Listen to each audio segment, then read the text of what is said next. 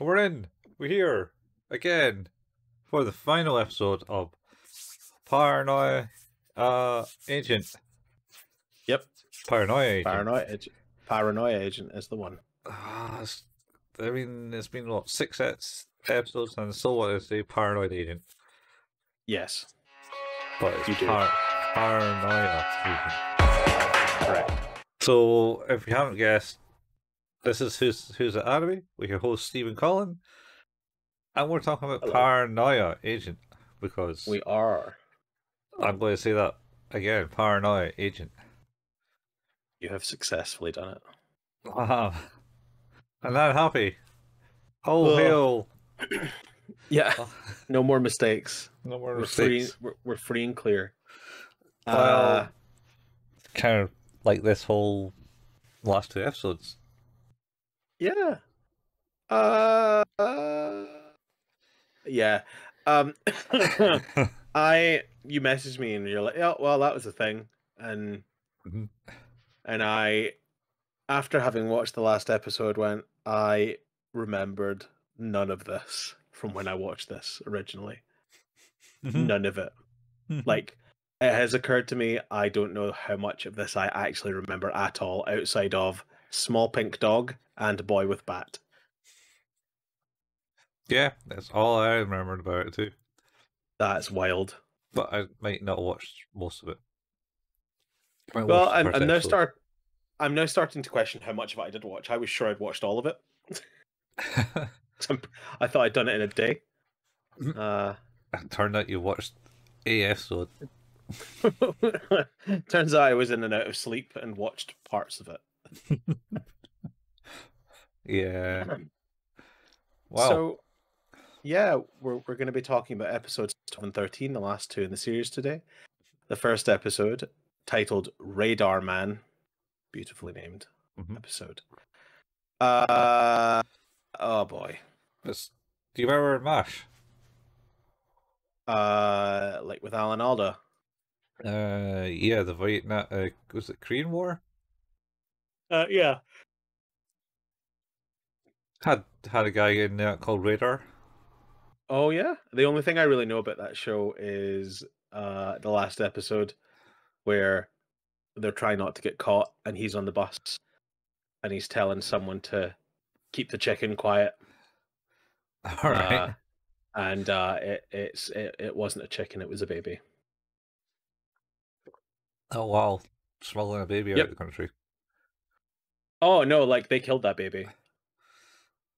Okay. Yep. For a comedy, that show sure had a dark ending. Oh, that's well, comedy drama comedy. Yeah, it certainly had probably the gruesomeness of war behind. Oh yeah. A facade of comedy. Anyway, Radar was basically the guy it sent all the communications out. Yeah, I was gonna say, I bet he was the communications guy. Because I'm assuming, or was assuming at the time, oh, I bet that this is Manawa. It's like, yep, sure is. Yeah. Yeah, well, you saw him at the end of the last episode, and he was with this radio equipment in tow on his back. Yeah. So this episode, right? Yep. Doesn't start at the end of the last episode. It starts before that, where he's fighting Shonenbat or Little Slugger. Yeah, and struggling. Well, he doesn't have the right weapon, and he doesn't have the strength yet.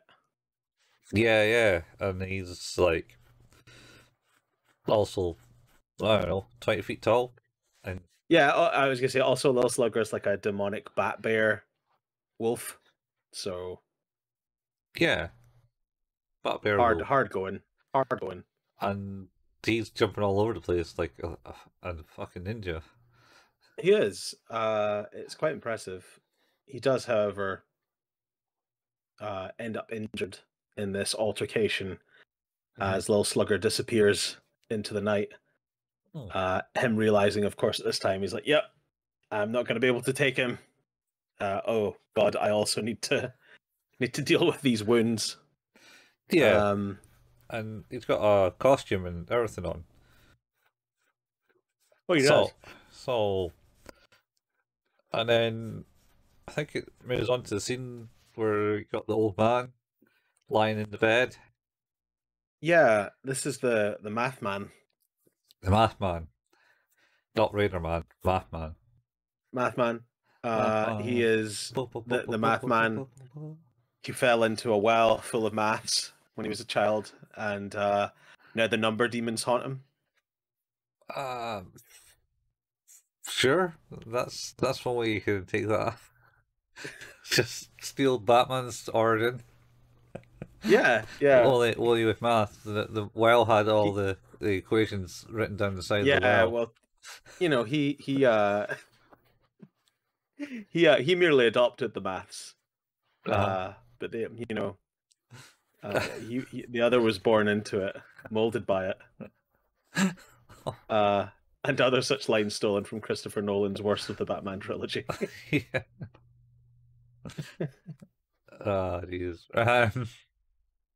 Anyway, yes. So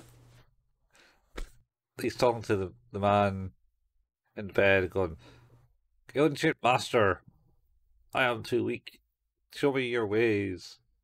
And then the old man goes, "Oh, bunny, you need to go dancing with a bunny." And then the bunny. Then he takes his last breath, and Manoa and the nurse comes in, he's in the hospital. Yep. And Manoa then goes out the window, disappears. I was watching that episode with my wife in the room, and she went, "Did he just say go and dance with a bunny?" And I was like, yeah, he did. And I was like, to be honest with you, though, if that's the strangest thing you hear out of this episode, it's probably quite a surprise to me. She's like, all right. See you later. Yeah, she's like, I'm just gonna keep playing Disney Dreamlight Valley, but she just like kept chiming in, going, "I'm sorry, what did they say there? That was weird." It's like, yep, it is. And coincidentally, you not really watching this, you're probably on the same page as I am watching it. So yeah, these two episodes are they're a trip. yeah, they are. He does eventually, after wandering around the town injured, find a reflection in a glass shop window of a tiny little rabbit woman doll. Yeah, He's like, "Hey, come on, hop this way." yeah. And he's like, That's "Oh, cool." after he visits the chief's wife and goes, "The Oh, chief." of course, yeah. We catch up to the end of last episode where he's like, "Oh shit, looks like Lil Slugger's been here. How'd you survive?" And she just says, "He's not back yet." Oh, Yep. and you what? The chief? Yeah, he hasn't returned. But how do you got to tell me how you survived Little Slugger? You overcame him. Oh, I just told him he's the same as Manowar. Oh no, Maromi. Maromi. Yep. And he's like, "Oh, duh." And One immediately, one in the same, one in the same. Yeah. And he's like, "What does that mean?" Yeah. Oh man, that just reminds me of he's psychotic. What does that mean? Oh, he's nuts. Yeah. That boy needs therapy. He needs therapy. Lie down on the couch. Was that the Avalanches? Maybe I don't know who did it. That's Frontier Psychiatry was the name of that song. Yes, Frontier Psychiatry. What a song! I haven't thought about that in a very long time. Apparently, it's one of my liked songs on Spotify. Huh. It is the Wait, who did I say the Avalanches? You said the Avalanches. Okay, it is by the Avalanches. Because I also think they did Since I Met You as well. Oh, maybe. I might not have heard that one. I'm pretty sure I probably picked this one up off of one of those compilation CDs. Like, what was it? What was I was here in this turn? Was it 40 this year? What was that? Um, is it? No, This Is Music has turned 40 this year. I don't know. There have been like 100 of those. Oh, I mean, like, yeah, but they've been on the go for 40 years. Yeah, that seems That's probably about right. right, because I'm pretty much sure they came out my childhood. Yes, it is. Correct. The first one was on the 28th of November, 1983, 93. and was certified 3 times platinum. Oh, okay.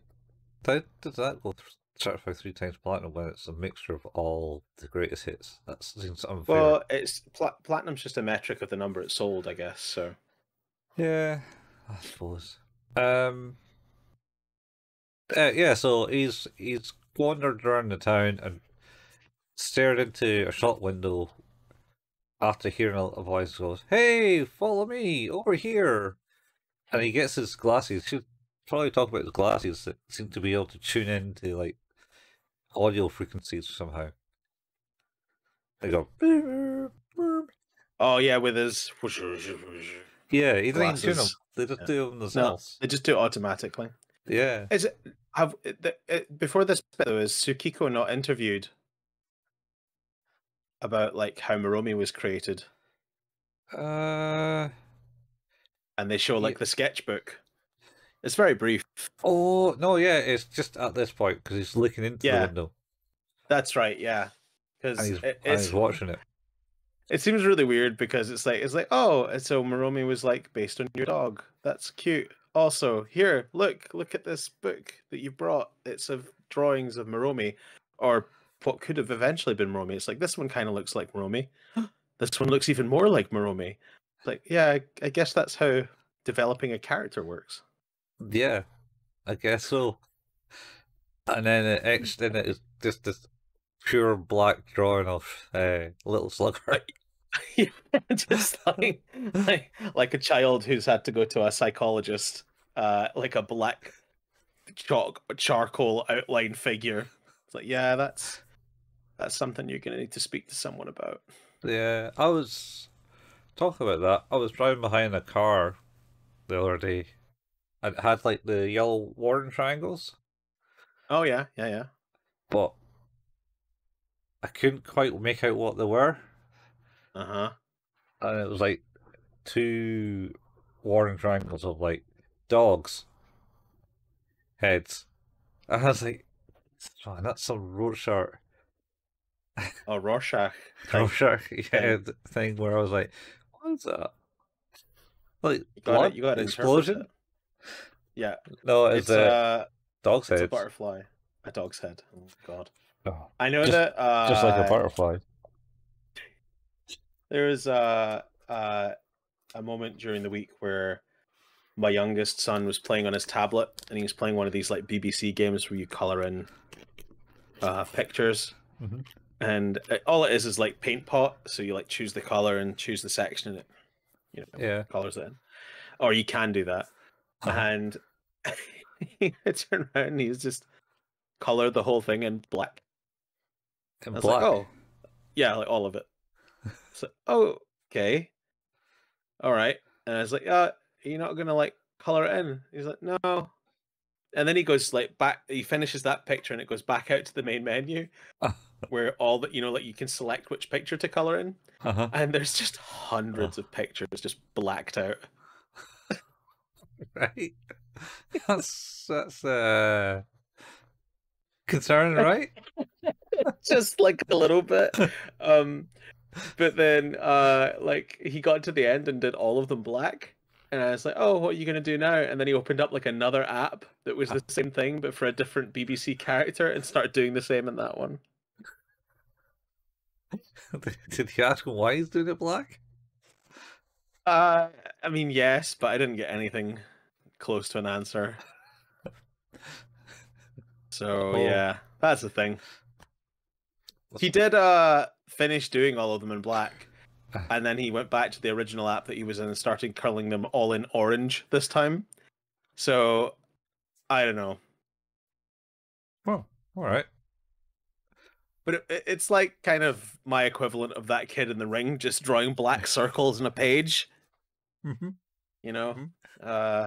Slightly concerning. He's been possessed by Dundee United. Could be better, could be worse, I guess. Anyway, where were we? Oh yeah. So he's watching it, and there's that, Mm-hmm. and it also kind of shows the kind of like our producer, director, boss man gets a call and Yeah. ushered away, and then they're in an interview of her like, "Oh, when's your next drawing coming out?" And she's just sitting there going, "Hmm." I'm trying to remember where the bit where he gives her a lift home is. It's kind of after that, but I think it's We after do what's the his bunny bit first. yeah, the bunny girl. Yeah, yeah. It's Bunny Girl. And you go, "Oh, Bunny Girl. Wait, you dance with Bunny? Alright, better follow this." And she's just Yep. kind of flopping on people's head. Yeah. And And then goes to the Otaku guy. Otaku? yeah, the doll maker dude. Yeah, the one that. He's back. Yeah, he's back. Making lots of dolls. He's not talking much though. The dolls are doing all the talking for him. Yeah, he's They're just. kind of like, oh, don't mind him. Yeah, He's just a doll. he's just a doll himself. And then they're doing all the stuff, and then they go, "All right, well, we need to go. We're going to help you find the answer of why Maromi is like Little Slugger." Yeah. And then there's like kind of like a I don't know, sci-fi type doll thing, and she just kind of like Yeah, just like dismantles her own head and yeah, plugs herself. Yeah, it's weird. It's and then hella Satoshi Kon. And a little bit lame. and then they plug her into him Yeah, on his glasses or something, and it's to like give him better visibility. all this text is like a geek girl's wet dream or something. Yeah, that is the other point where my wife interjected and she went, "Ew." He's like, "Are you gonna watch this?" And she's like, "Nope." It's like, right, okay. Just gonna passively comment on the entire episode. Fair Yeah, enough. I mean that makes sense Yeah. because and then they search and find that someone got attacked 10 years ago by a similar incident. This is the sort of shit that maybe they should have like Checked. checked when they were like doing the initial investigation. In particular, since basically what they discover is that, oh, there was a little girl who was attacked. Oh, her name was Tsukiko. And you're like, oh, Oh, oh, yeah. I see where this might be coming from then. yeah, Whoopsie daisy. yep, We really overlooked that as police officers, didn't we? yeah, yeah. So anyway, and then he collapses from his pain, and then the nurse doll says, "Oh, this is for my time to shine." With I her was big, literally about to say, does she actually say it's my time to shine? Because I don't think she does, but that's immediately what my phrase went to in my head was like, oh, my time to shine. something like that. It was Yeah. something like, "Oh, that I can actually I can be a help after all," or something like that. Oh. And she was, because he then wakes up in the back of a truck in a motorway, Yeah, where and I then was kind of thinking, did he dream all of that? And he's basically just passed out and passively discovered this while he's been unconscious. well, it's potential because at the start of it, he was kind of like that, like where you fought Little Slugger. He kind of seems to waking up, Good point. because when he's fighting Little Slugger, he's got his pardon me, Radar Man get up or Yeah, whatever it is. it's very weird. It's like Guyan from Next Generations. It is with this disc hat. Yeah, yeah. It's this Guyan. Yeah, it is. Uh, anyway, so and then he just suddenly like, kind of appears and he's all disheveled. Yeah, Uh, that's a good point. and it's like, wait, was that a dream? Is he fighting him in the dream? Because he was also on top That's of the building and stuff like that. And it's like, what? yeah, that's an Uh, interesting point. I'm not really sure what to make of that, to be honest, but I mean, eh. half the shit is in these two episodes are some form of hallucination dream world. Yeah, that's true. Uh, Um, that is true. He so, he basically, of course, like wakes up in the back of this truck and then starts traveling on top of a smaller van that he jumps onto, and he's like, I know where I need to go now. You're like, oh, cool, that's really unsafe what you're doing. yeah, and I think Also, no one seems to notice you. yeah, because I think he turns back in. Yeah, because back into his Radar Man outfit at He that point. is, yeah. So I Is guess, I guess there is a lot of question about the reality of whether he's actually doing any of that or not. yeah, he 100% is yeah. I don't know. It's Yeah. locked up in his in his apartment with all the was it telephones or modern equipment he had in that room. Yeah. It was like, yeah, it was like radio receivers and things like that. Yeah. Anyway, I think at this point, once he jumps into that truck, it cuts back uh to Somi. Oh, yeah, Tsukiko, the car So, journey. yeah. Uh, yeah, where her boss is giving her a lift home, Mhm. and then goes like full on Rage. uh rage mode and assaults her, Yeah. saying it's like, you better fucking find your ideas, god damn it, or I'm gonna, like, someone's gonna pay. Yeah. It's gonna Yeah. be This, you. this is business, darling. Yeah. And then when she like bursts out the car door and looks at him like, what a horrible monster you are, he's like, oh no, never mind, sorry, just forget about it. Well, he kind of stops halfway through it and comes to his senses. He got taken over by something, and it's like, wait, Oh what my the fuck am god. I doing? It's like Yeah. I can't be waiting. I've been pandering you, and I can't be doing that because No, I not got forever. deadlines, got But shit to then do. he's like, oh yeah, just forget about that and just do the shit you want to do, and then like, see you later, bye. Hope Mad. you continue working with me. And that was like his last words. Yeah.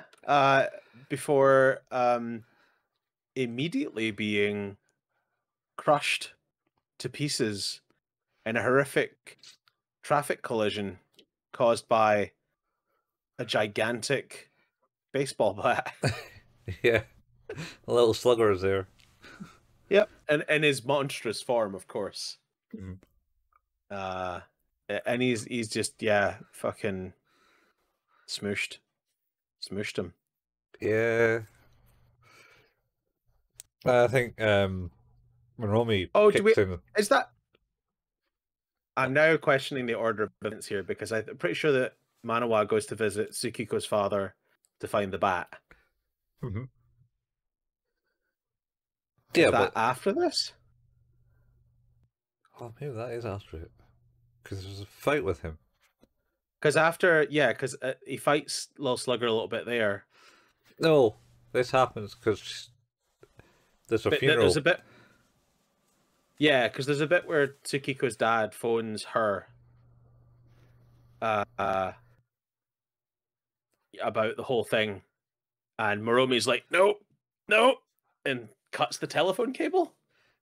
Yeah, that's later because Is that this later? happened. Yeah, it's later because Does this happen first? This happens first. Oh, okay. Uh, I think Manawa then is on top of a train, for Why whatever not? fucking reason. Why Because not? he has no money to pay for anything, Yeah, obviously. yeah, yeah, But it's an electric train, which you shouldn't do, kids, because there's fucking yeah. high It's high voltage wires voltage. above those trains, and you like, don't You'll yeah, be extra crispy extra crispy. Yeah, for sure. yeah, a bad KFC. Yeah. Yeah. Um. Anyway, so there you go. That's our health warning for this episode. Yeah, don't touch live wires. Don't. That's bad. I did that through touching an empty Christmas light casing. Oof.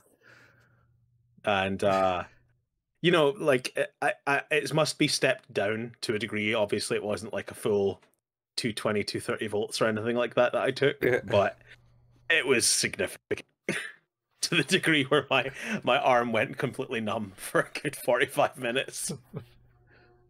It's just sat on the stairs going like, uh, that's not good. And my dad being like, you all right? And I'm like, yep. Should have unplugged the lights first before I started rooting around with them, though. He's like, oh, yeah. Yeah, I'll do that. That's like, cool. I can't do anything right now, so I'm just going to sit here and recover. Thank God for LED bulbs now. Yeah. Oh man. Yeah.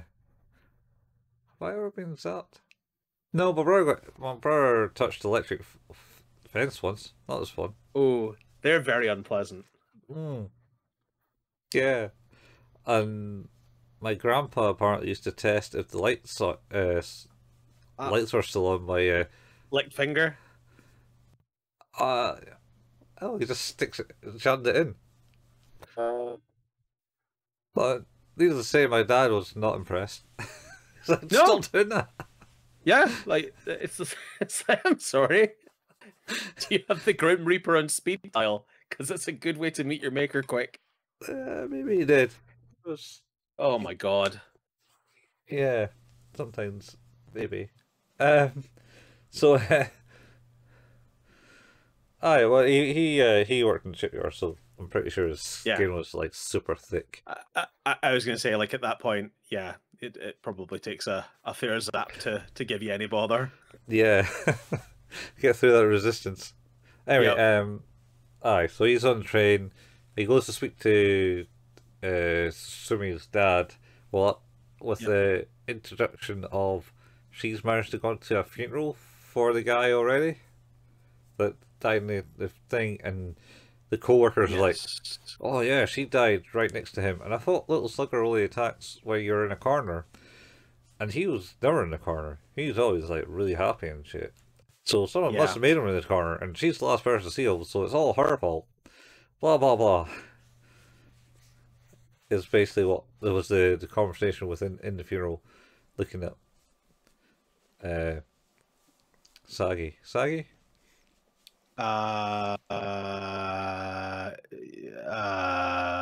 Yeah.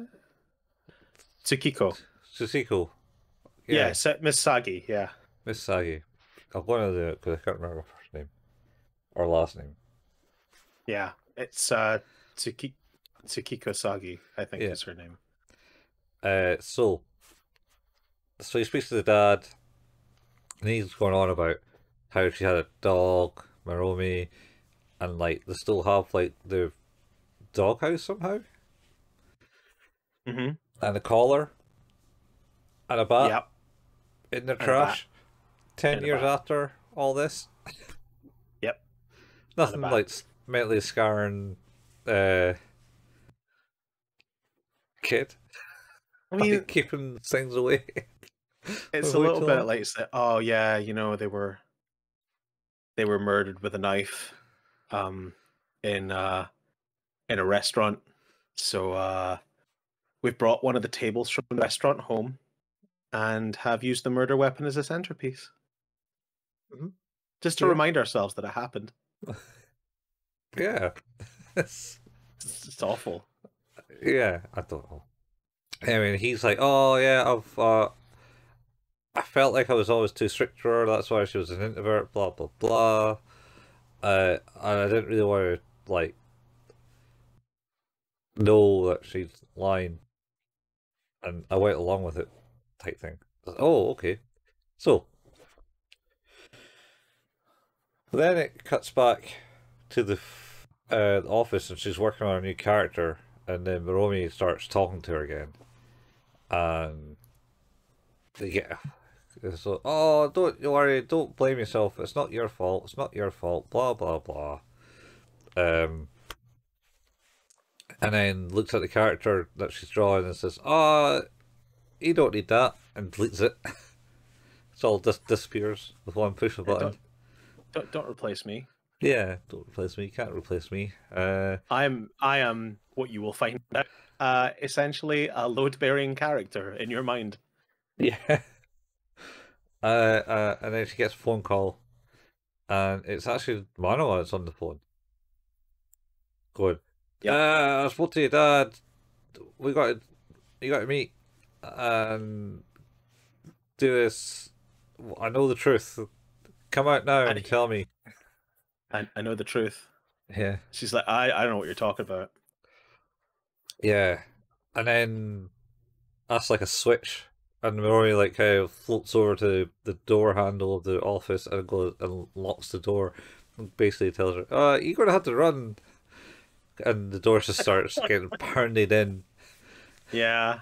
by a massive force. I wonder what that could be. Yeah. And then I think Lil Slugger comes through it. But she runs out, and Little Slugger kind of catches up to her, and she's like, "No," because she trips and falls, I think. And then, boom, Radar Man comes in. No, I think it's just Nawar thingy. Just Manawa, I think, at this point. Yeah, and then he takes his glasses off. He takes his glasses off, and then pulls them down to like his waist, and then puts them back on, but they're different glasses. Puts on more better glasses. Fancier glasses, or look like fancy red glasses. Yeah, like it made me think of like a Speed Racer or type glasses. That or what's his name? Who was that drag queen? Dame Edna? Dame Edna, yeah. Yeah, I guess. Kind of look like her glasses or their glasses. Yeah, like a little bit. How does Dame Edna get referred to?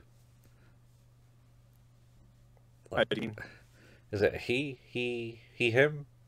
I think he is dead. Paul Grady. No, it wasn't Paul Grady. No, sorry, Barry Humphries. Paul Grady is also dead.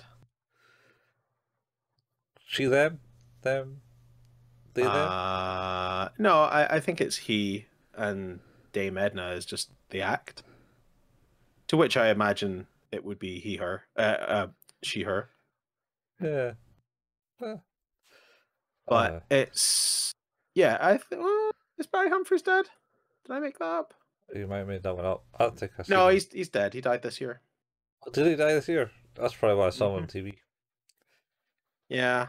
And Paul O'Grady, I think, also died this year, if I remember correctly. Yes. No, was it this year? Yeah, Paul O'Grady died. In fact, they died a month apart. Wow. Yeah. Wow. I thought he died last year. No, both this year. Bringing up-to-date, relevant news to you. Yeah. It's Who's That Enemy? Anyway, yeah, so he sticks his glasses on and turns into Radar Man with his Guinan outfit. And then... well, he has the bat now. The golden bat. Yeah, because he goes, see this bat? It's the bat of truth. It will show the truth with this powerful bat. And he starts chopping them up. And he does this big slice, chops the tip of his bat up, of showing Little Slugger's bat. and then it's like, yes, I have defeated you, and then yeah, No. he just kind of reinforms, and even the bat kind of goes. Yeah, I did think that was weird that the bat looked as if it was like sorting itself, like it was reassembling a piece of meat.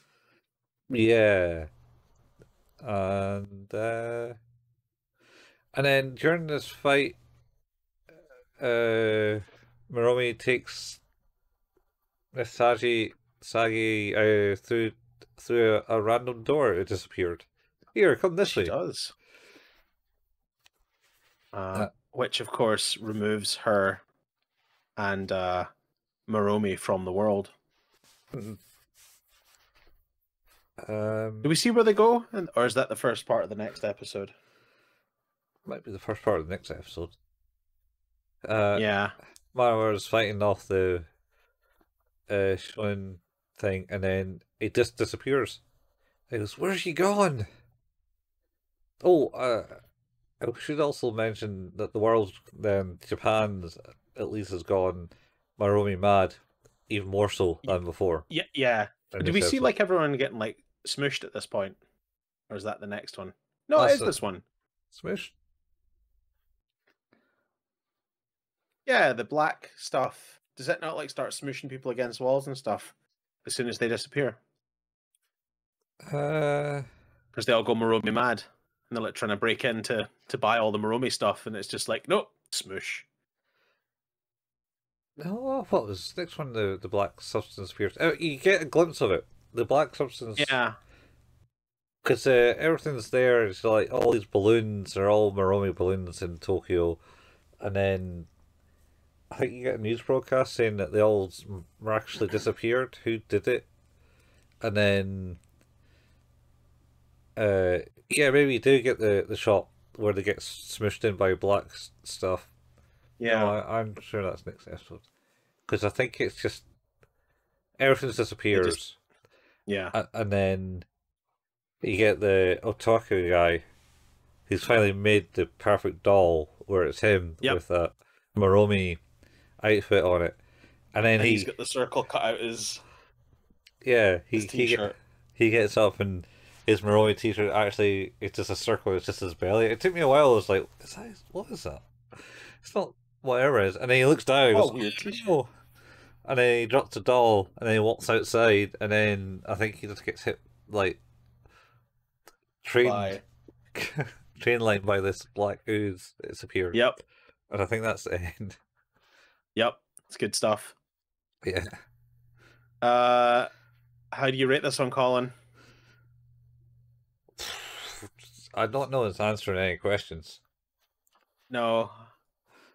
The only question I answered, and answered it with a more confusing answer, was, what is Little Slugger? And it's like, oh, it's like Maromi. You're like, oh, cool. Thanks. Yeah. What is Little Slugger? Appreciate it. What is all that? What's this? Yeah. So, oh, cool. So, what's Maromi? Oh, no. It's a thing. It's a thing. To be continued. It sounds like Attack on Titan Final Act Part 1. Final season Part 1. Yeah. So rating for this would be I don't know, because it's just a mess. So you had episodes like, was it up to 6? It kind of was like a nice storyline where cohesive? It was like very much there. I understood it, and they're doing the investigation. Then they all get fired because they're all there, and then what was it, 7, 8? It's 9. 7 is the one where they get fired, and that's like the last episode where there's cohesive narrative, and then then it's happy family planning, etc. Mellow Maromi, no entry, and now we're here. Yeah. The entry looked like it might be continuing the cohesiveness, and I suppose it is. It's a It continuation story from that point. it took the wider funnel that had been created and started to focus it back down. And I guess we are like focused back down on Oh yeah, something, but we've kind of like went, oh, it's all here, but there's like, oh, there's so much stuff. yeah. It's yeah. Uh, I'll I'll give it a 7 just because it was fun. That's that's where I'm at. A 7 seems fair. It's not bad. I'm not getting any answers though. Oh, To which point, I guess, moving on to episode 13, aptly titled "The Final Episode." or Uh, is it? I hope so, because otherwise I've missed one. Uh, Ah, yes. Yeah. Is this one? Does it cut? Is it his for wife? this, His wife get raced to hospital at this point? I can't even remember how it starts. I've only just watched it. yeah, me too. I watched it like an hour ago. Yeah. Uh, yeah. Basically, it's Tokyo's getting screwed over by the Black Mass. Mm-hmm. That's happening. There's, I think what happens is we are in Ikari's world Yeah. where So where we see that now uh Tsukiko and Maromi are both there, and she has like assuming the role of his daughter that he never had yeah, it in this got weird. world. Yes, it goes that way. So I think so. It kind of starts, and I think it's Tsutomi is run downstairs, and it appears in this world. Yeah, Didn't that happen last episode? And he's there in the world, and that's the world where it's all 2D and all old 2D, yeah. old Japanesey. Yeah, but they keep referring to her as a little girl and giving her candies and things and telling her that she'll grow up to be the prettiest girl in Tokyo.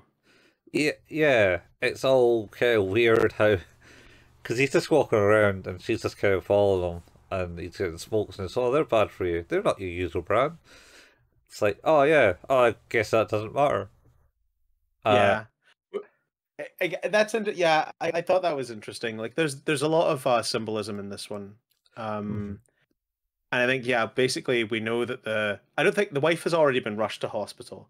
I think what we see is because she's clutching the photo Yeah, so she's got of from the her photo. and him, Hmm. and she's in hospital. She's on a ventilator and hooked up to a heart monitor. Oh, she's Um, getting rushed to the operating table. yeah, Because I think it's some heart attack or something. she had a Uh, heart attack. she's going into the lift, and then you hear the old man speaking to her, Yeah, going, "Oh, which that's the floor end. do you want?" That's the end of the last episode. Was that the end of the last episode? That is the end of the last episode. Yeah. So All yeah, right. then we get it in this one where she's like in recovery or recovery. She's basically in a room and she's Yeah. still clutching onto the photo and the monitor's hooked up. And what happens is, of course, like he is, as we kind of discussed last week, where Ikari is sort of avoiding dealing with his wife and her illness and the trouble now that like she's she's been given the strength to fight and he's decided he's had enough now. Yeah. Um, Yeah. But I don't know. It's the world has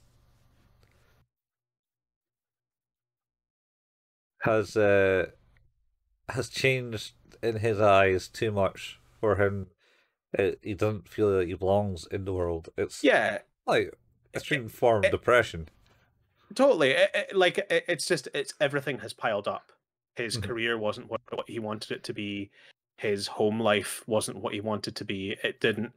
None of it had the idealistic outcome that he'd hoped for. He wasn't catching like simple thieves, and he wasn't, coming home to a wife who was healthy, and he had a daughter, as he goes on to explain, was like his wish. He Mhm. wanted a daughter, which is, I think, like where they're this kind of manipulation that's going on in this other place where they're positioning her as the daughter Mhm. so she can escape and remain safe from the reality of what she's done. That, of course, we'll find out. Yeah. But they're kind of, I think what's happening is they go past a TV in the world, and Manawa is trying to contact him because he's like, oh, he's gone, Chief's gone, she's gone. Yeah. I need Oh, to reach out to them. yeah. It was because he in the last episode he contacted Manoa Sumi through his portable telephone. He's gotten back, Yes, yeah, and and then yeah. so this one, and she's basically trying to call her. But where you go? Because everyone's disappeared. Where you Yeah, go, Tashima? Tashima, come in. And he goes, "Oh, smokes." And he's like, "Chief." yeah. And he goes, He overhears him, and he's like, "Come on, you gotta. She's with you. You need to "Yeah, you gotta send her back. It's getting bad here." yeah, bring her back, bring her back." And then the chief kind of just throws a stone at the TV, and all the people praise Well, him. You stopped that poisonous image it, thing. he does kind of say to the chief, though, to Ikari, he's like, "Maromi is the same as Little Slugger. They're Yeah, the same." And then he's like, "No, none of this shit," and throws the yeah. stone at the TV. So, And yeah, it kind of pans away and looks back up at him, and he's changed from like his dowdy clothes into like a police officer's uniform. yeah, So because he's now being like idolized by the locals in this yeah. world. So the locals are saying, "Ah, yeah, chief, you're did it. The police officer did it. Stop the poisonous talk from this machine." Yep, he did it. Uh, and then I think he looks up the street and He sees sees his wife. Missai, yeah. He Yeah, sees her. and She's there. mhm. And she's all kind of faded because she's not quite in this world. And it's Yep. like, and he looked at her because she's like, "Are you coming home or something?" She said, I think she said something. Will you be No, that's that's in the bar. Hmm. She says she says, "I've come to say goodbye" at that point Hmm. because uh I don't know if I'll get the chance or something No, like that. And is that after this? Because they end up in the bar. He ends I up think drink. I Yeah, think that's a festival. Uh, yeah, because that he ends up like getting really freaked out by this and goes drinking, yeah. and like gets very heavily drunk, and eventually the waitress who brings him his drink is his wife. Mm-hmm. And I think she says to him, "Will you be home late?" Yeah, again. And he's like, "Oh no, No, this. no, I like you can't be here." Yeah. Uh, and I think we get some flashbacks because she collapses to the ground, Hmm. And and explains that it's her heart. And we kind of see some flashbacks of like him, them expecting a baby, and the sad reality that they never were able to have the child. uh, I think I that's at think this bit. And no, I thought that was. I think that's later because is it? he hasn't fully admitted it's the Oh, daughter. okay. This is the bit where Maromi steps in and goes, "You shouldn't be here. You don't belong." Yeah, that's right. It gets a bit weird. And then they uh, basically Maromi goes, "You better take your father out, grab your father, and take him out of Yep. here." Get him gone. Because she's still in the image of Miss Sagi at this point. And then you drag him out, of the bar, and then Maromi kind of like collapses the bar, and his wife disappears down a bottomless pit. No. Yeah, and they end up at the festival Yeah. where he is, I think, reminded that, yeah, like you say, we go through these scenes of him saying, it's like, you can't, like, we have to face reality, and we have to be okay with what we have. And then he realizes that he's essentially creating a fantasy world to escape from his own reality, that life is not what he wanted it to be. Mm-hmm. And Yeah. as a result, I think he's. Do we see? Is this? Does she reappear again at this point? Yeah. Is this where she says Uh, she's uh, come to say her goodbyes? yeah, sorry. So they're down watching the fireworks, and then Oh, the she chief, changes into her. yeah, and the chief goes, "You know, I always wanted the girl. I didn't want a boy because my dad was horrible, and I didn't want a son, upstart son like I was to my dad." Yeah, yeah. And then she changes Sakiko, into, she changes into Misai. yeah, then he has his flashbacks of the miscarriage, and she's saying, I'm sorry, I'm sorry. And then has, like, the argument that he had just before he went to work that day disappeared, where Yeah, she was like, oh, I don't think I could do it anymore. And he says, no, don't give up. yeah. What's the point of giving up? Stay strong. Or whatever. I think it's quite interesting because I think that Ikari never really came across as like a main character, but just sort of kind of incidental. Mm-hmm. But they've kind of positioned him almost as like the centerpiece to this last episode, where he's the, like, it's kind of a this it's quite an emotional sequence, I think, as Mm-hmm. she's like, his realization that his escape into this fantasy world has basically meant that he's missed his last moments with his wife, because we see Yeah. that it cuts away, and we see that she's passed away in the hospital, Mm-hmm. um and she fades away in the the dream world, in the fantasy world. And it's at that point where he's like, nope, none of this is real. Nope, I told people we shouldn't do, nobody should be doing this, and I've done it, and that was a mistake. uh and then he goes ham on the whole place. He gets a baseball bat and just smashes it up. Well, No, Maori's like, what are you doing? This is your it's world. it's And it's like, it's pretty good, because like he smashes through some of the walls and it just leads to other places, and then people are like, hey, what are you doing? And he just smashes them with a bat as well. yeah, all these just shatter. Yeah, Um, it's real good. and then I think Manoar's voice is heard again at this place. Oh, yes, he's coming back. Oh, no, Yeah, he smashes up and it's like, he's back. yeah, he's back because he kind of arrives back on the empty streets of Tokyo. And he comes out of the shelter that he was in and goes, Jesus, this just looks like after the war. That is a stark, stark Oh image yeah, painted there. And it's like, it looks like a thing from the Fist of the North Star where all the buildings it are does. collapsed and ruined But because the whole city's just been ravaged by the black blob. Just go right through it. well, he does say, like, he says it's like after the war. Yeah, he Um, does. is this? I'm trying to remember, because we need to get to the bit of the truth about Maromi and Tsukiko. Um, yeah, I think he ends up meeting with Manoir. He just appears Yeah, because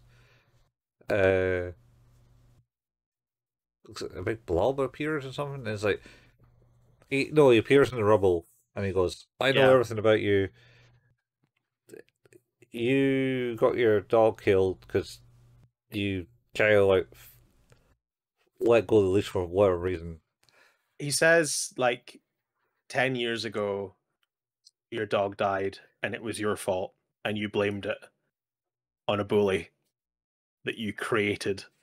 And that is where we realize that what he means is that Maromi, the pink dog, and Lil Slugger, the way they are the same is that they are both from the mind of Tsukiko.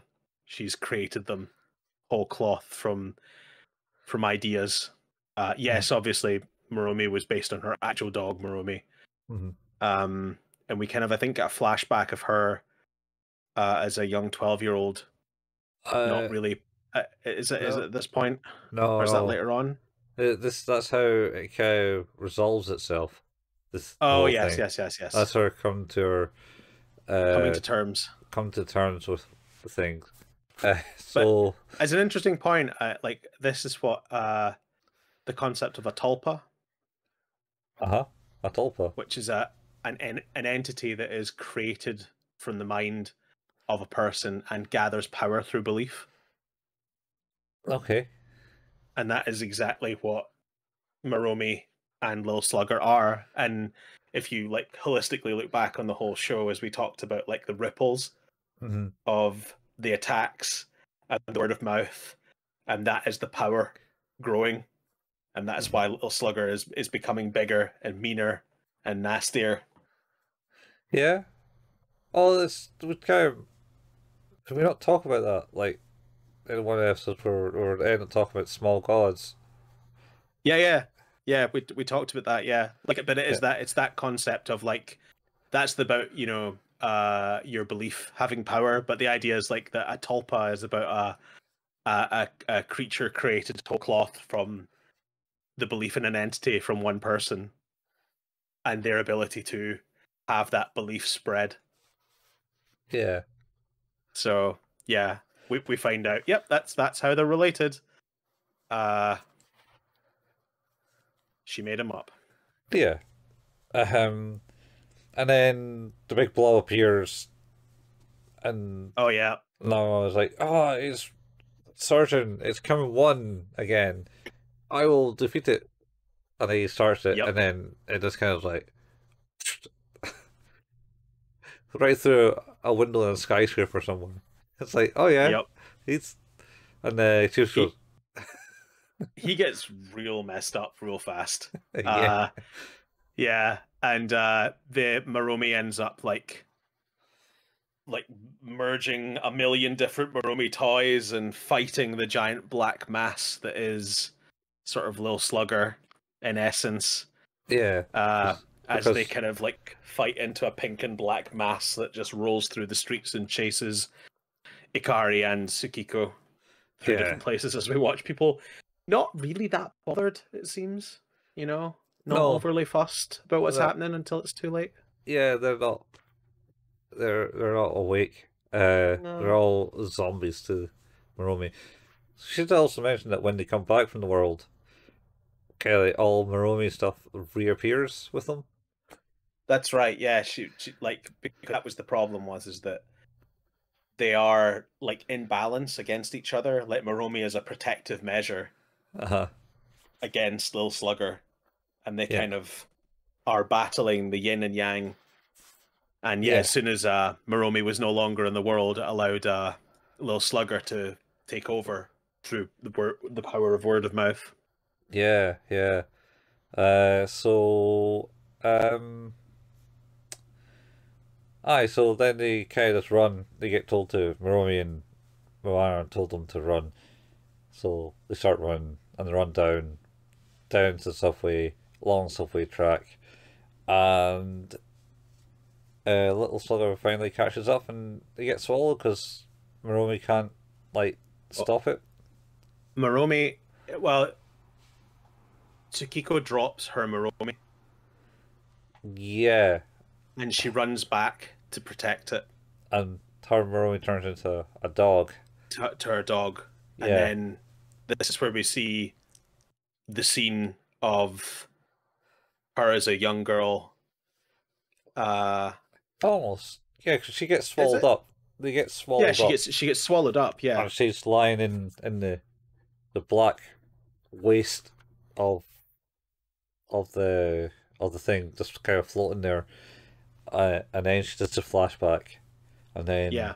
sees herself with the dog.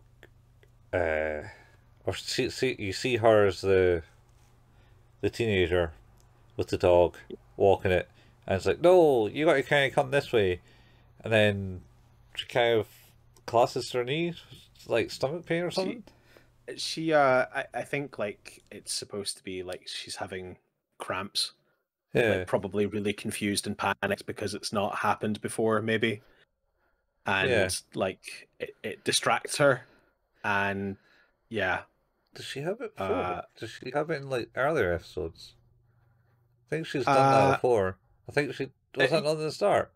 That's why she. yeah, but as an adult, Yeah, she yeah, did. I'm saying like as a kid, that's the first time that yeah. Not saying that may that. have happened. Yeah, it's definitely some. It's a thing. I think you're right that has happened to that character. Like she obviously experiences that like cramps quite painfully.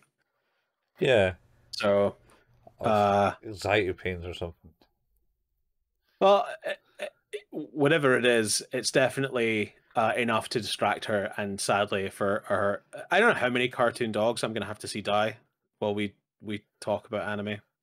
How many have we seen die? That's the second one. What was the first one? In Elfin Lied, we watched a dog be beaten to death with a bottle. Oh yeah, shit. I To be planned that one fair, from memory. there was immediate comeuppance from that. Yeah, yeah. At least he didn't like that. Oh man, that scene is so much. That scene is a lot. Yeah. Well, let's get back to this scene's. Yeah, yeah, Yes. yeah. So, aye, so she ends up letting go of the leash, and then the dog kind of goes "Bark, bark, bark," off to the side, and then somehow gets into the road, and then the car Yep, goes thump, and yep. blood all over the road, and dead dog. Uh, and then she goes down, looks at the dog, and goes, and then Miss Sagi is like talking to her Her younger younger self, self. goes, Yeah, "Father's scary, isn't he?" Yeah, he is. Type thing.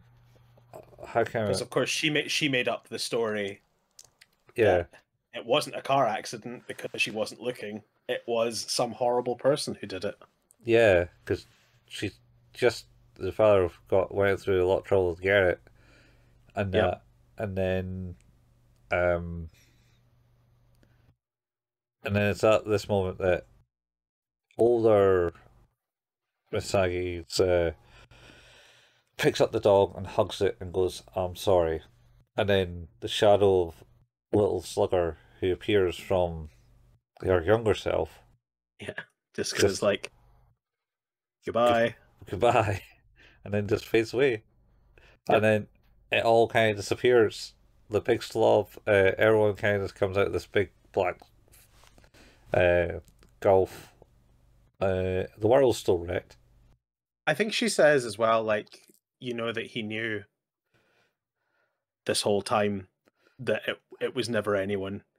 Even though he looked for a person, he Mhm. knew that it had been an accident, and that but he blamed himself because he felt that it had happened because he had been so hard on her. Yeah, that's So my like mom was saying that to her before yeah, it all kicked off. yeah. Yeah, and I think it finally went through her. Um, and then they all come out of the wreckage, and the world is in tatters still. Still lots of bodies in the street. It actually happened. Yep. It really happened. Yeah, it really happened.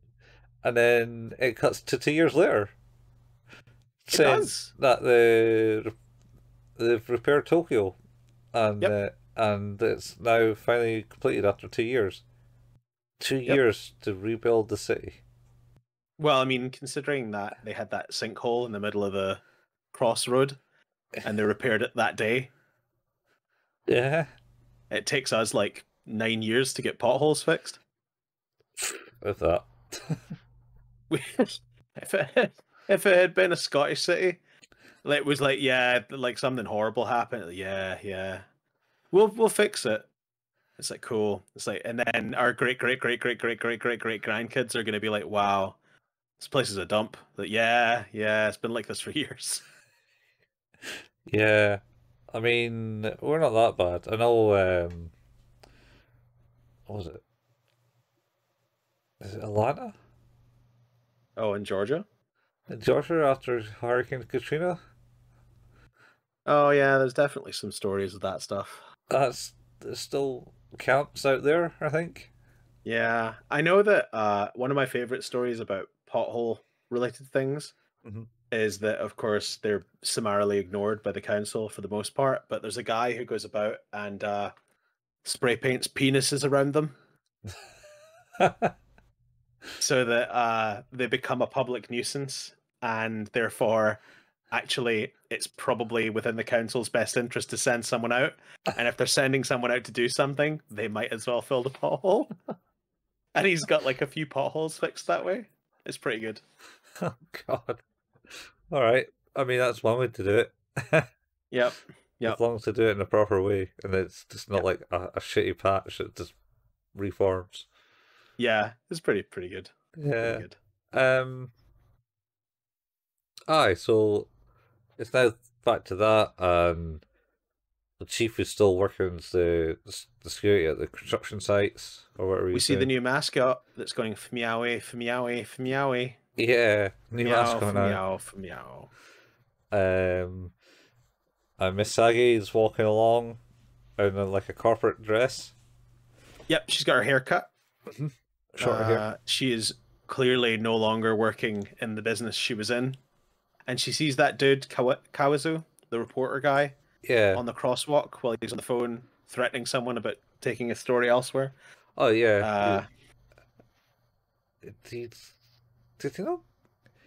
And it kind of cuts back to the start of like the first episode, where it's just basically chatter of Tokyo, yeah, but it's not as bad as it was in the original no, episode. Uh, he obviously recognizes her as they're yeah. crossing, and she recognizes him, Hmm. and he just kind of like gives her a kind of "It's nice to see you" smile. I'm glad you're okay, Yeah. and that's it. They Yeah. go their own ways. And he's getting he's on the phone getting threatened by the family of the old man who died. Yeah, because he died. Uh, Yeah. and then we cut to Manawa, No. who's Oh no no no no, no no no no no no. Let's not go there. We cut to the old man chopping his mask. Someone's taking the mask mantle on, and it's like the old man with the grey hair, and he's but it writing is down his equation, and then it's Manama. yeah yeah yeah Just yeah take out the yeah. mantle of the man. And he I think he finishes the equation. I don't know who finishes the equation. No, he totally does. He does. He absolutely does. The other guy finished it as well. Well, no. So, well, maybe. I think But he's put like the number in for like the how. I think Misaki's like apartment number in it. He did some yeah, other but we things. we cut away from him. Like we end the show basically without him, like just having him drawing on the ground, and Yeah, then obviously comes up with a post-credit sequence where he goes like, "Oh, yeah. I did it," uh, No, and then he's on the moon. I see. You obviously haven't watched any of the post-credit scenes I or did. any of the episodes, I have, just not all of them. and it's always the old guy standing on the moon. Yeah, on the moon. Yeah, yeah, yeah. Yeah. And but this end scene on this one is basically it's just it's done, and he talks like a load of random nonsense riddles. And is it the Yeah. start? Is it the end? Oh, is it this? Maybe it's a continued loop. Well, and that's exactly it. Is that I think that's the part he's figured out is that the idea is that this kind of cycle of self-destruction that society went on is about to, it's just going to start again. Yeah. It's a loop. But you got to rewatch Paranoia Agent again. Because I don't know if I have it in me. It's like it's like, oh yeah, yes. Did you get all the answers? Did we solve the issue? No. No. Nobody ever did. No, we didn't. At no point did anyone do close to the right thing. No. And then it's like, oh, the story continues, and then it just gives like a lot of flashbacks to all the previous episodes, and it's like, yeah, and then farewell. Yeah. Wow. Yep. That's that. I mean, speechless, aren't you? How do you rate it, Colin? How do you rate this episode? So. It did not answer any questions. It only created more. It created more questions. It created more questions. What questions did it create? What questions did it create? What? It created the what question? What did I just watch? Well, I mean that's fair. And what is Lil Slugger? Well, he's a tulpa. Yeah, he's a tulpa. Why? I guess why did it happen? So, my take on it is that it is a constantly escalating series of event from an original trauma. That's all it is. It's talking that the whole point of the show is the idea that trauma, particularly when buried and ignored,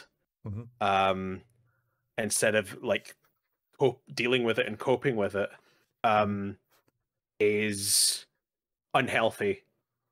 And particularly when we vilify other things and like find blame in other things, it imbues them with a sense of power. I think just in this example, it's the idea is like, well, what if like you just that power created a thing, created a being, okay, and the idea is like you have Maromi, the dog, the pink dog, who is sort of protecting Tsukiko from the reality of her situation. Is she protecting her, or is it imprisoned her in the situation? Well, it has very much that. Like it's it's her in original intent is I'm creating this as a way to cope without actually dealing with what it is that's causing me the pain. And similarly, she did the exact same with Lil Slugger. She created Lil Slugger to cope with the loss of her dog, and she created Mariko as Maromi, sorry, as a way to cope with the existence of Lil Slugger and the reality, and to sort of have some sort of closeness with the dog that she lost. And it's this thing where she has created this and given it to so many people that it has imbued it with this power over everything, the world and everyone. But what it is that its mission is to deal with her feeling cornered. She feels cornered, and Maromi is there to make sure that she doesn't need to. It's okay. We can avoid that reality. And that's exactly what Little Slugger was as well. Little Slugger was her means to avoiding reality. And now, giving him power has meant that he is other people's way of avoiding reality as well. So they're like a yin and yang to each other, but created for the same purpose. Yeah. Okay. And in essence, when she admits the reason that like they are codependent, because Maromi to her wasn't like the day it was the day she started drawing. That was the creation of Maromi. And probably the day she started drawing was the day the dog died. At the same point, when she created Lil Slugger, the person who took the dog away from her, and the day that when she admits and when she has the acceptance that it's her fault and she's sorry, it's her facing up to her problems, and all of a sudden they're like Lil Slugger has no power anymore. Yeah. So they can't they coexist. Yeah. In a way. And he's released from his duty. Yeah.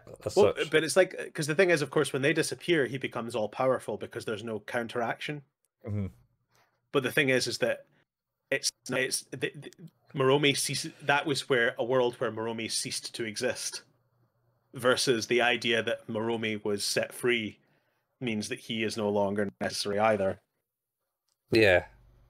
Okay. So as a whole, I think like actually it's a really intelligent piece of storytelling, because you have this good setup of bringing in a cast of characters and you know, showing the kind of power that this force has over not only those characters but the city of Tokyo, the fear that it incites.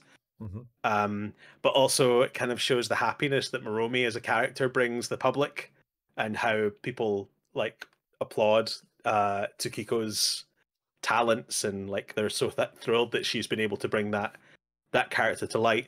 And it sort of brings the idea that the reason she's unable to create a new character is maybe partially her own denial of like not wanting to move past that, but also potentially the more power that Maromi has. Maromi is physically, as we saw at some point, going, nope, absolutely not. Yeah. So I think there's layers and layers and layers, because like it's those characters, and then I think that's the what idea. The end sequence is all about. That you should watch it again, because they are obviously, you'll understand it better. Totally, like if you think it back, it all makes perfect sense. Like, because as the knowledge and the kind of mystery mystique of Lil Slugger spreads, the power increases, and we see that throughout the episodes where his appearance becomes like more tangible, more violent, and more powerful broadly. And then we see that with Maromi as well, when Maromi actually starts taking like real life action in Tsukiko's life. So as they gain belief and power and popularity, they have more impact. And yeah, it kind of expands out and then draws itself back in at the end. Yeah. So I think my opinion of it would be is that I actually think it is one of the rare occasions probably where the whole is greater than the sum of its parts. Yeah, I think. Yeah. I mean, especially watching the last two episodes, if you watch them without watching anything else, you're like, lost. What the fuck? Yeah. Also, it's just like Taggart. It's like the last two episodes, it was like, oh, it was her all along. Yep, her all along. And her magical mind buddies. That's probably the alternative title. Magical mind buddies. But if we take a look at agent like as a word, like the definition is a person who acts on behalf of another person or group. And it's so Paranoia Agent they are creations of her paranoia. They feed on that. Yeah. So it's and they act on it. Is it paranoia though? Well, to a degree, like, because she doesn't want people to find out. She doesn't want people to know. But she doesn't. Because if other people find out, she has to accept the truth. She'll be faced with it, and she'll have to deal with that. So there's a deep desire and a paranoia of, like, no one can know. I'm paranoid about people finding out. So I have to have these things that act in my interest. Yeah. And of course, the thing is with Lil Slugger is it is acting in her interest, but it's doing it in a way that she's not okay with, whereas Maromi's impact is just keeping her insulated. It's not impacting anyone else. Yeah. But then how did the wife know that they're one and the same? Um, it's a good point, and I guess Is that because she also the whole point of her backstory would be is to intertwine that she has the same kind of paranoid delusions, but she hasn't let them run wild? I think that she feels that her illness is a prison Yeah. generally, but also is more so because she gives into it. Yeah. And And I then think like the reality of her accepting that she can just choose to fight her illness. yeah.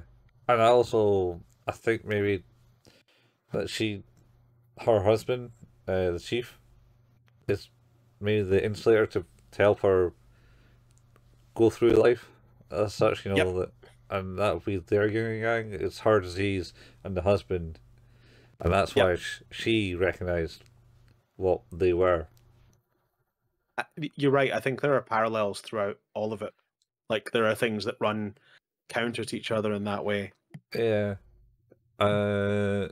because they also had the split personality hooker, Yep, she and was there. and she her alternative personality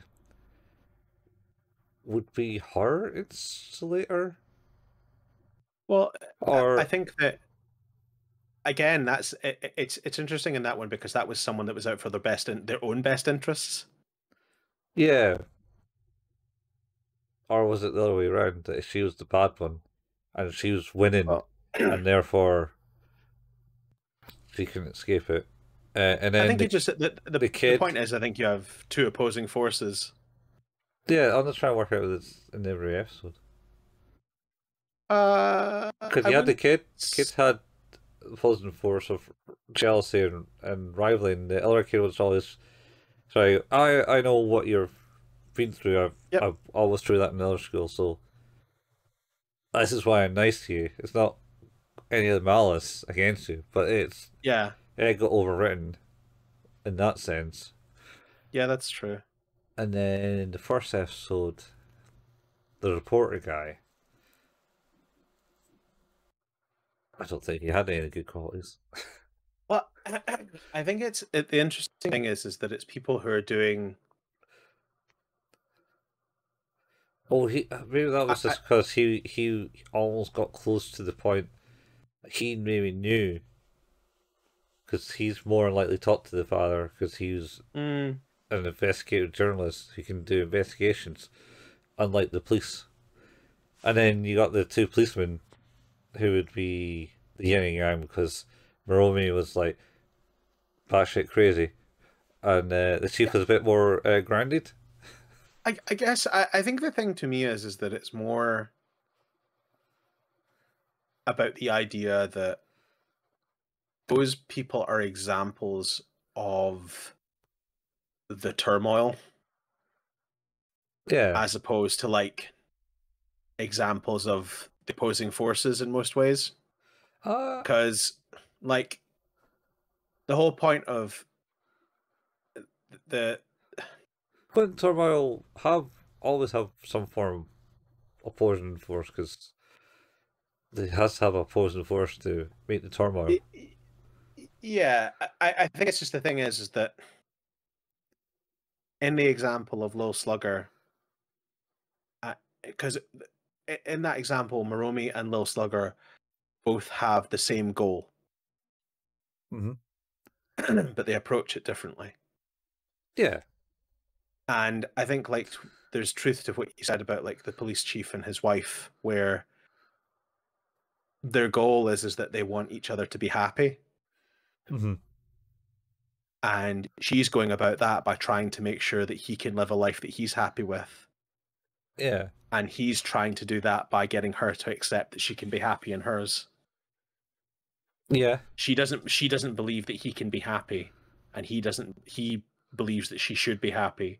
So it's like that's people with like the same goal in mind. It's the happiness of their significant other, whereas the rest of it's about turmoil driven by mistake and regret, like the dad with the camera in his daughter's room and like fleecing the mob and stuff like that. There's no good in that. That is just someone who has made a mistake and is desperately looking for an out. And similarly, like the kid, yeah, like they are kind of a bit opposed in terms of forces, but Ichi is just driven to a degree he shouldn't be. He's driven by a need to be better and a need to succeed, a need to be better than other people. And that's a kind of, I think it's like the other people is like, I see an ugliness in it. Like for the sex worker as well, like her personality that is the sex worker, like there's an ugliness in that because she's abusing what gifts she's given by the other personality, you know, that steady job, the place to stay, some grounding in life, and you know, taking that and you know, basically saying it's like, well, I'm just gonna take advantage of that and do what I want. Yeah, you know. I suppose. But I take your point. I think it's like there's a lot Maybe of that is the connection. It's all about ugliness, because like obviously, even once you go by all, you got like the other ones where you got the ugliness of the gossip, you got the ugliness of the suicide. Well, like every story, every story in that etc. episode is about the ugliness of a person and like the impact that it's causing on someone. Yeah. And again, like to varying degrees, of course, like so they weren't true stories. I think most of them are a bit made up because they're on about.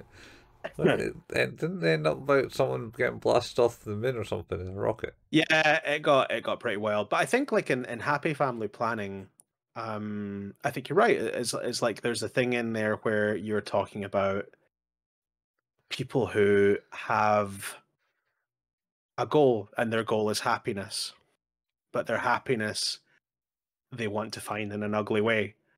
Like that's their approach. And the irony is that in succeeding in that, they find that they could have been happy away from that. Like, I think there's a lot of stuff like in this about people trying to find like well it's Lil Slugger's existence, right? It's like people looking for a way out. I need to be out of this situation, and Lil Slugger is that way out for people. But the problem is that the reason people get to that point varies. Because, you know, in some instances it's because people have just been morally reprehensible and disgusting humans, and they are now faced with the consequences of their actions and they don't want to deal with them. But in the case of Happy Family Planning, it's, well, you know, it's just people who are sad and have difficulty with their lives, and their out is their own. I don't even think he's actually there for them. He's there for the guy next to them. Oh yeah, he's totally run away from them. He was like, it was like, oh, I'll take you out too, and then he's like, wait, you're dead. Ghost, run away. But yeah, like I think there's a lot to it of like just it's about finding a path to happiness, but it's doing it through acceptance of reality. I think that's the kind of overarching thing, is that you can see that what trouble it caused to repress those emotions and those traumatic events. And in doing so, it caused more trauma and more pain and suffering for people. But it also ironically gave those people an out when they needed it. Yeah. So yeah, it's very, very weird. Like I say, I think personally, I give the last episode a 7 as well. I think it's fine. I actually think the whole scene with the chief and his wife is you know, in the is really good. Like I think it's probably some of the strongest character development I've seen. in Uh, in this show, I or think I would probably swing a bit broader there. Like I think, like I think so much is said with so little Mhm. in that. Like from the moment of her saying it's like I'm here to say goodbye to his realization of this is wrong is just like there's just such a large swing character wise there, and I Mm. think There's unless also this you're, bat swing. of course, the actual swings, but I think unless you're like capable of reading in between the lines Mhm. and understanding specifically the sort of the inferences that you've had from that character and their interactions throughout the last 5 minutes prior to that and throughout the rest of the show, Mhm. that just goes right over your head. You Yeah, know, like, and I think that's maybe what's impressive about it is that there's breadcrumbs throughout all of this that are leading to conversations and yeah, realities. I think that it's very clever. It's very yeah. very clever. I think that's the end scene. Like pretty much tells you you should watch it again. Yeah, It's like, it's sort of like I'm trying to think of a good example of a movie. Well, I guess it's like The Sixth Sense, right? oh, maybe I don't think I ever watched that. Do you I know what happens? Oh, 100%, because like that was Yeah, spoiled within like yeah. a week it was out. So the thing is about that, and I will say, like, M. Night Shyamalan gets a lot of stick for being a kind of hackneyed writer and not very capable of carrying a story to a degree. But Mm-hmm. what he achieves in that, I think, is really, really clever because I don't ever question anything. It's a simple setup, and I never question anything until I'm told to question it right at the end. And then if you go back and watch the movie again, knowing just that one piece of knowledge, everything changes. It's a complete perspective shift. You're like, he's not talking to anyone else. I've never seen him talk to anyone else. When it was cold, I couldn't see his breath. Like, there are subtleties in imagery and the script that I think are incredible. Like, I also really like Unbreakable in that same way. I don't know if you've ever seen Unbreakable, but Oh yeah, I've seen that one. That's the like Bruce Willis is, and then Samuel superhero. Jackson who's Mr. Yeah. Glass.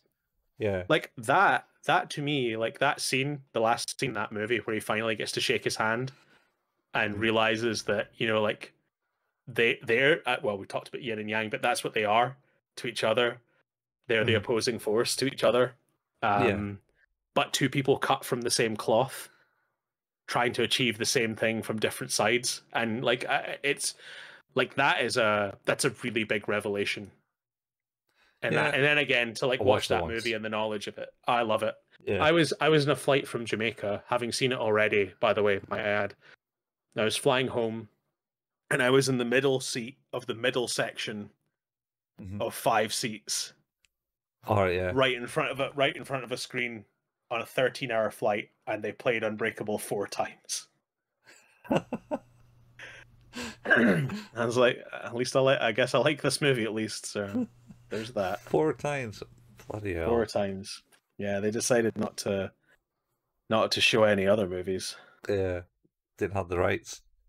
Uh, I also rate it a 7, by the way. Cool. I think that's fair. Like I say, I think it is a very rare occasion where I think talking about what it is holistically as a message is more impactful to me than the actual content of the episodes more often than not. Oh, Um, yeah. It's it's meant to be thought provoking. it absolutely is, and like I like that. I like Well, the just entertaining. concept. Yeah, like I like my entertainment to feel like there's depth to it sometimes. Like sometimes it's nice to have just something shallow that I can really enjoy. But There's depth to yeah, the show. there's way more than there should be. Yeah, There's there way more is. than there should be. Uh, Um, Well, we've finally done it. Mm-hmm. We've gotten to the end of Paranoia Agent and to the end of another season. Mm-hmm. We will be back next week with our bonus episode, our palate cleanser, which I believe is Wolf Children, if I'm not mistaken. Yes, Wolf Children. Excellent. It's got snow in it. The snow in it, so that's Christmassy, right? Yeah. Yeah, snow's Christmas. And over the Christmas break and the New Year's break, we're going to do something a little different. We're going to do some ranking of our shows and bonus episodes, I think. So, Yeah. Yeah, we're I think doing... it's been a while. It's been a while since I've done a good tier list, so I'm kind of looking forward to it. Well, you do tier lists? I've watched quite a few people do them. I've done a few in the past. Oh, okay. But yeah, it's good fun. But on that note, of course, this is Who's That Anime, a podcast entirely about anime. You can find us and listen to us wherever podcasts can be found. Our home is at anchor.fm/Who's That Anime. If you like what it is we do, then leaving a review would be amazing. That's particularly on, I think, Apple Podcasts. Reviews are very powerful. So that would be amazing.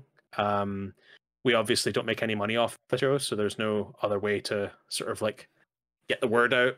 But also, if you've reviewed us already and you want to, still help us out, then telling a friend is also a cool way to do so. We have a Facebook page as well, facebook.com/Who's the Anime, where we post the latest episode releases and the occasional anime meme. We have a Discord channel that is linked in the description in the show notes. We also have YouTube, and where we can find the video versions of these episodes that Colin painstakingly puts together. You can also find the podcast there. Recently, we have uploaded the RSS feed there, so it's up to date. Although I did notice today that the last episode had updated as private, so it never got listed, which is really weird. So I fixed that now. So I'm guessing I'm just going to find out what happens when the next one goes out. Guess we'll there see. you go. Yeah, see. Yeah, we'll see. Colin and I also occasionally like to play video games. Colin at twitch.tv/couchfuel, himself at twitch.tv/hailpayman. You can find archives for all of those things at youtube.com by searching for @couchfuel or @hailpayman. And while I'm at it, I did forget to say, if you're searching for us on YouTube, go to youtube.com and search for @Who's That Anime. Yeah. And that's us. Yeah. Well, been a long episode, this one. Lots to talk about. Yep. Even though... Who knows? You had to unpackage those episodes. Like, you got to watch them. Yeah. It's like, what's going on in this? There's some things and some stuff. I mean... At what point did reality break? Difficult to tell. 7th episode, when Lil Slugger appeared. I think honestly, it's the moment they lost their job as police. So what you're saying is, right, maybe they're just both had mental breakdowns in the fact that they lost their jobs. So therefore, could be. Well, could be. Manawa's I don't know. Manawa turned into a great old man writing on the thing, and you think he solved the equation, but I think he just realized that he's turned to the old man. It's like, the fuck, when did I come all so old? I was only like 35. Yeah. What's older than me? Behold the ravages of age. Yeah. Anyway, on that note. Yeah, we'll be back for season 13, where we're going to do Paranoia Agent. Yeah, again, because you got to watch it multiple times. Never ending. We're stuck in a loop now. This is our endless 8, Colin. It is the endless 8, man. This is the endless 8 that'll never end. This is how the show goes out. Yeah. Alright. Anyway, guys, we'll see you Same time, same place, different anime. That's right. Or is it? Were we joking that were we joking? I don't know. We'll see I'm later. doing the Scooby-Doo thing from Wayne's World. What? That's just the Wayne's World thing. Bye. Bye. Bye.